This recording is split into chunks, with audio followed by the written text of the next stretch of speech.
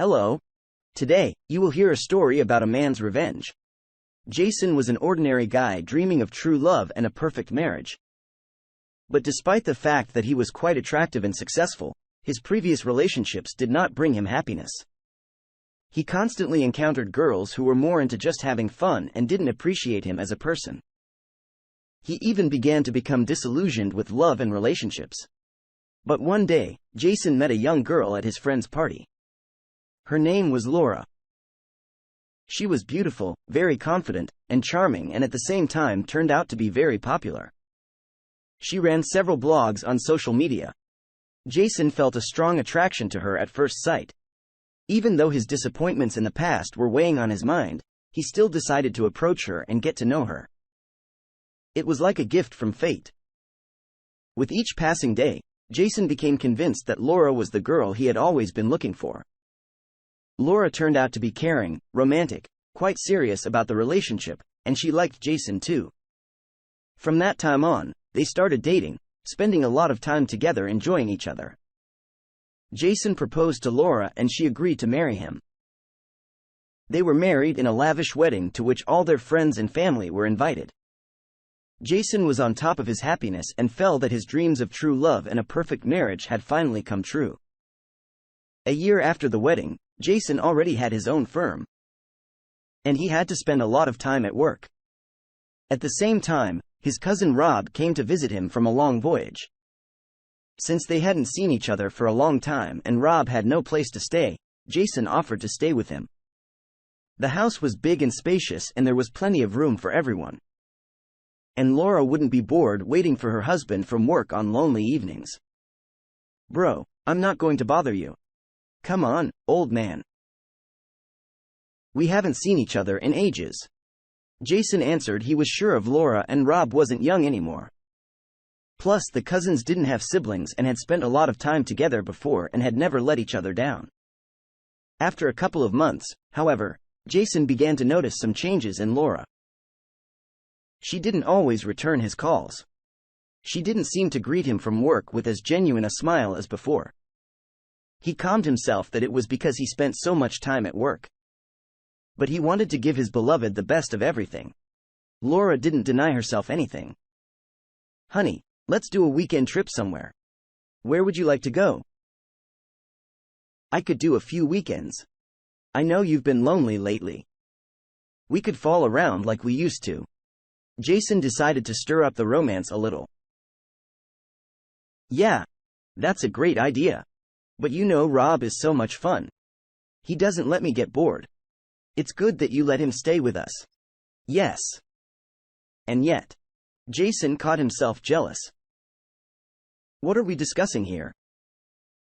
Rob barged into the living room where the husband and wife were secluded. "Yeah. I'd like to go out sometime, remember romance, and have some fun. So why don't we just have a party?" Rob suggested. "Why? It's not bad, really." Laura encouraged. Jason loved Laura so much that he decided to please her, and it was decided to throw a party for the weekend. On the day of the party, he decided to arrive early, bought his wife a bouquet and decided to give her a nice surprise. He heard someone stirring in the kitchen. He thought it was Laura getting ready, and he wanted to sneak up unnoticed from behind and catch her in his arms. Taking a few steps and peering through the doorway, Jason was shocked by what he saw. Laura, his beloved Laura, was cuddling with Rob. With a cousin who had been his brother, faithful and loyal all these years. It was as if time had stopped. The picture went black and white. All thought swam in her brain. How could she? He wanted to stop them to make a scandal. But the shock of what he saw was so strong that he could not drop a word. So he just turned around and walked out of the house, throwing the bouquet on the way to the hallway counter. Laura and Rob were so engrossed that they didn't notice Jason standing in the doorway for a few seconds. Jason himself, meanwhile, feeling no ground beneath his feet, went to the bar. He was shattered. He didn't know what to do. He felt that his dreams and ideals had been shattered, and he was alone. He couldn't understand how his wife could have betrayed him like that. He decided to avenge their betrayal, but not right away. After a few drinks, he still decided to go home. The party was over. Laura was acting like nothing had happened. Jason tried not to show his depression and sadness. "Buddy, you're not yourself today," Rob remarked.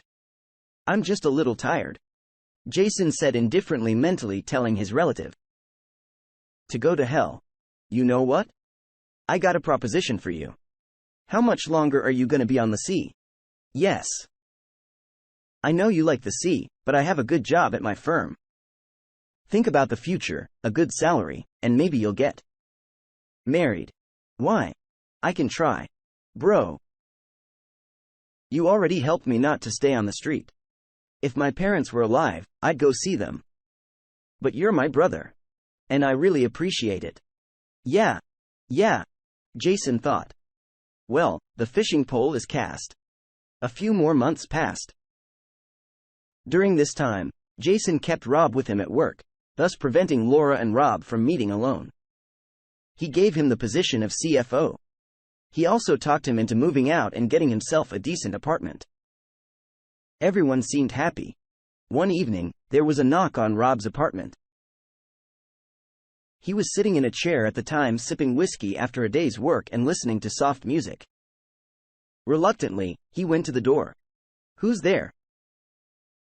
Rob asked, puzzled when he saw a man in plain clothes and two policemen through the peephole. "Open up. It's the police. We have some questions for you." Unsuspecting Rob opened the door. "Rob Milton." A man in plain clothes asked, showing his badge. "Yeah. What's up?" Two policemen immediately grabbed him, putting their hands behind his back. The whiskey glass fell out of his hand and onto the floor. Rob couldn't understand what was wrong. After all, he'd never broken the law, never even had a parking ticket. "I'm Quinn Brooks, Fraud Squad. You're being held on suspicion of missing a large sum of money. You have the right to a defense and to an attorney. Anything you say can be used against you in a court of law." "What's going on? What's going on?" "It's not my fault," Rob shouted, but the cops were dragging him away under his arms and his attempt to break free was not successful. "Let me call Jason." Rob was brought to the station. They interrogated him for a long time, told him that a large sum of money was missing from the firm, and that he was the prime suspect. He kept talking back and proving that he was innocent. It never occurred to him what had really happened. He was given a phone call. The call was addressed to Jason. Rob wanted to ask him if he knew anything about the situation and if he could help. But Jason didn't answer the call. At the time, he was in his office, sprawled out in his chair and leaning on one armrest, watching the news online reporting on a financial scam at his firm and the arrest of the main suspect. The footage showed his bewildered cousin being brought into the station.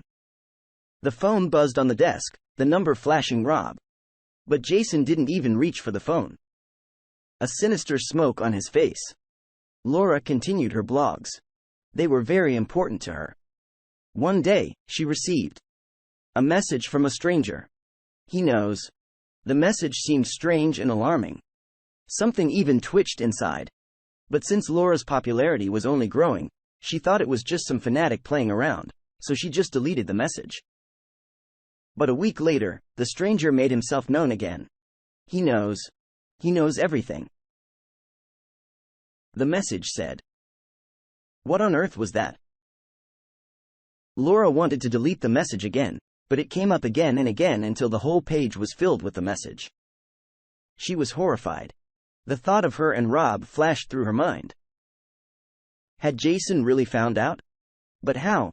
Why hadn't he said anything then? And who wrote those letters anyway? Maybe Jason himself? Everyone will know about you. A new message came in. Laura jumped up from her chair. She valued her reputation so much, and she knew that information on the networks about her infidelity would just ruin her life. She knew she could lose everything, her career, and the husband she loved. Despite the betrayal, Laura continued to love Jason. Her hands trembled and her legs buckled. Grabbing the phone, she began dialing her husband. She frantically wondered what to say, how to begin. "Hello?" A quiet, calm voice came through on the other end of the line. "Hello? Laura, is that you? Why aren't you talking? Hello? Why? Yes," answered Laura, stammering. "Honey, I wanted to ask you, how are you doing?" "I'm doing great." "Are you excited about something?" "No. No. You imagined it." For a moment, the anxiety receded. "When will you be home?" "I was just about to call you that I couldn't make it back today. I have an emergency business trip. I'm flying out of the office tonight, so don't miss me, honey." Jason's voice was calm, but cold at the same time. And Laura could feel it. She was beginning to realize that a stupid mistake from the recent past was coming out and making itself felt. A moment later, a message appeared on Laura's open page, The Dark Side of the Star, with a clickable link below it. Her face froze in horror. With a trembling hand, she clicked on the link and several photos opened. A photo of her half-naked embracing Rob. As it turned out, Jason had been watching the lovers for some time before he carried out his plan of vengeance. Took some pictures and videos. As painful as it was for him to watch because Laura was his greatest love, he still did it.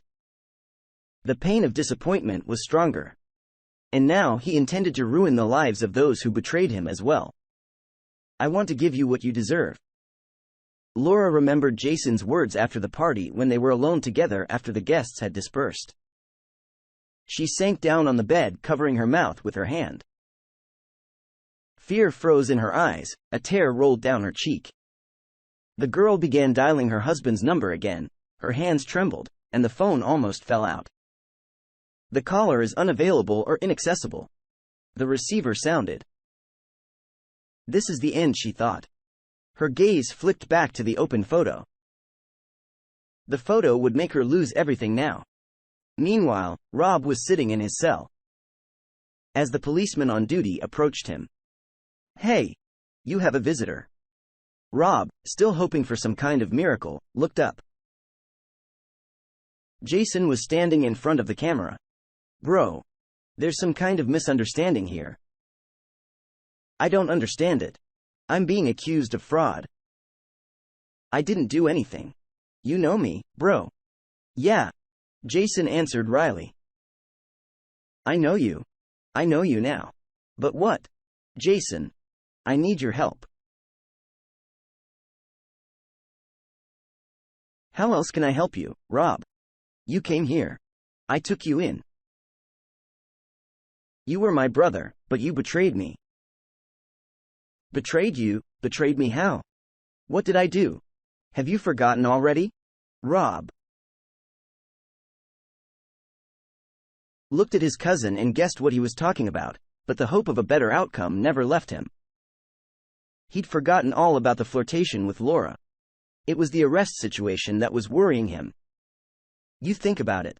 In a while, I'll ask you the same question," Jason went on. "There's nothing I can do for you right now." He turned and walked away. Since that night, it was like Jason had disappeared. No one had ever heard from him again. Laura was exhausted. She waited for her husband every night and prayed for his forgiveness and return. The blogger's career was ruined. The news with the compromising photos quickly went viral on the networks. For a while, she didn't leave the house. Still, some of her friends supported her and kept in touch with her. But still, life went downhill. Now the girl has changed her hair and works as a waitress in a cafe. And the only thing keeping her alive was the hope that after all, while everything would settle down and be forgotten. A year goes by. Rob went to jail for fraud. The lawyer couldn't help him. Everything pointed to Rob's guilt. He knew he'd been set up, but he had no idea who, and it was all Jason's own doing. Yes. He was so angry that he'd set it up in the most subtle way possible. 2 beloved family members had betrayed him, hurt him terribly. He couldn't live with that. He had to make them feel the same sense of loss as he once did. He wanted to make them suffer just as much. And he succeeded. Jason was the one who hired the hacker and funneled the money into the dummy account. After that, he set it up to make Rob look suspicious. His plan worked. Also hired by Jason, the hacker texted Laura and posted pictures of her on the networks. It wasn't the only photo that night of the breakup. From time to time, the girl received messages reminding her of what she had done, after which she couldn't sleep. Laura felt broken and abandoned. Often, she dialed her husband's number again and again, but still to no avail. Then one day a man walked into the cafe where she worked. The figure was very similar to her lover, but his hair was different, and he had a mustache and beard. And the look wasn't Jason's, but a total stranger's. A cold blank stare pierced through Laura. "Jason!" She cried out. But the man didn't react. He turned and walked away from the cafe. Laura ran after him, hoping to talk to him even for a minute. She wanted so badly to hug him again. But when she ran out the door, he was long gone. It was as if he hadn't existed at all. And Rob, serving his time, kept saying he was innocent, that he'd been set up. He demanded to change his lawyers. But everything was against him. One day he got a call, said he had a visitor. Thinking it was the lawyer again with the inconsolable news, Rob staggered into the visitor's room. His surprise was boundless, for Jason had appeared to him that day. His appearance was slightly different, but Rob recognized his cousin sitting on the other side of the glass, holding the phone in his hand, waiting for a relative. "Hello, bro." The inmate spoke in an already uncertain voice. "Hello. Now will you tell me why you betrayed me?" "But how? What did I do?" "My friendship wasn't enough for you. You needed Laura, too." Jason heard the two calm gaze filled with anger. Rob didn't know what to answer. He knew he'd made a terrible mistake. And now, looking at the cousin he'd betrayed, he understood why things had turned out this way. He understood who was behind his arrest, who had set him up. But he could prove nothing. Now all he had to do was spend a long time in jail. Jason, meanwhile, had left the city and everything that connected him to his past life forever. After that, no one ever saw him again. And Laura lost her blogging career and good income, becoming an objective shame for the whole town for years to come. Dear listeners, your support is very important to us. If you like our story, please like, comment, and subscribe. It's very motivating for us. We need your feedback to improve our content.